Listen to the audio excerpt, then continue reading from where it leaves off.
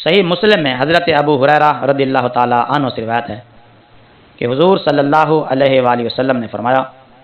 جو شخص اپنے گھر میں طہارت یعنی وضو اور غسل کر کے فرض ادا کرنے کے لیے مسجد کو جاتا ہے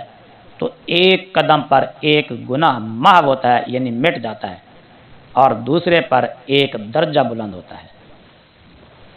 امام احمد حضرت زید بن خالد جوہانی رضی اللہ تعالی عنہ سے راوی ہیں کہ حضور صلی اللہ علیہ وآلہ وسلم نے فرمایا، جو 2 رکعت نماز پڑھے اور ان میں سہو نہ کرے یعنی غلطی نہ کرے، بھولے نہ، توجہ کے ساتھ پڑھے، تو جو کچھ پہلے اس کے گناہ ہوئے اللہ تعالیٰ معاف فرما دیتا ہے، یعنی صغیرہ گناہ، چھوٹے گناہ۔ امام طبرانی حضرت ابو امامہ رضی اللہ تعالی عنہ سے راوی کہ حضور صلی اللہ علیہ وآلہ وسلم نے فرمایا، بندہ جب نماز کے لیے کھڑا ہوتا ہے اس کے لیے جنتوں کے دروازے کھول دیے جاتے ہیں، اور اس کے اور پروردگار کے یعنی اللہ کے درمیان حجاب ہٹا دیے جاتے ہیں،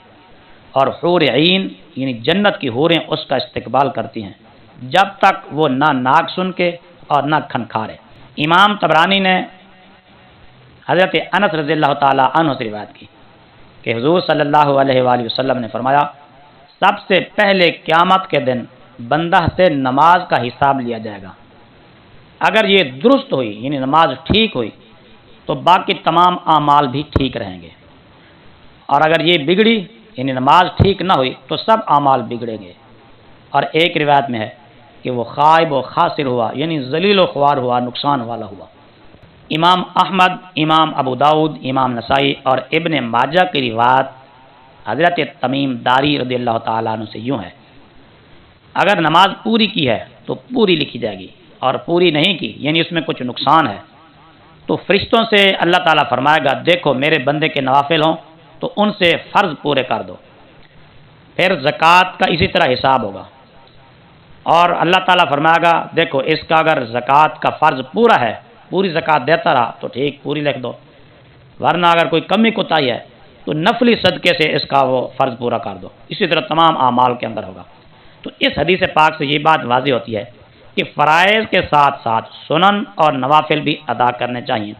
تاکہ اگر فرائض میں کوئی کمی کوتاہی ہو جائے تو وہ نوافل کے ذریعے پوری ہو۔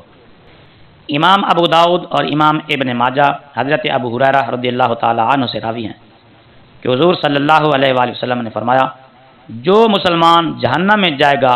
والعیاذ باللہ، اس کے پورے بدن کو آگ کھائے گی سوائے اعضائے سجود کے، اللہ تعالیٰ نے ان کا کھانا آگ پر حرام کر دیا ہے۔